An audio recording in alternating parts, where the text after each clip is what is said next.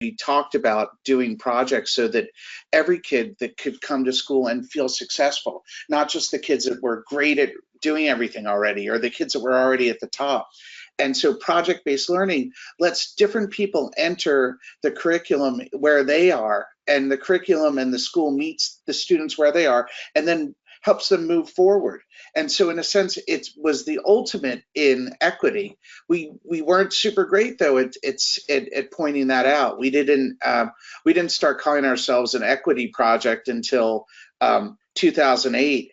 But really, it was always about equity. It was always about letting everyone into their curriculum. Because when we first started the school, we took kids from all over the city, from both sides of the tracks. It was a lottery, but it was a zip code-based lottery. So we had kids that had been in some really kind of terrible schools. The kids were blown away some of them were blown away that we cared what they handed in, or that we read their reflection papers, or that we cared about what they wanted to do and what they wanted to make. And I was kind of blown away. I had never thought that there could be a school that didn't care what the kids thought, but evidently that was a lot what was out there. And so High Tech High has always started from the point that if you give work, like work that you would get in the real world, that's the most equitable thing you can do. And that if somebody's maybe not so great at one thing, if they can focus on what they're good at, that will then have them be successful, and then they'll be successful in other areas.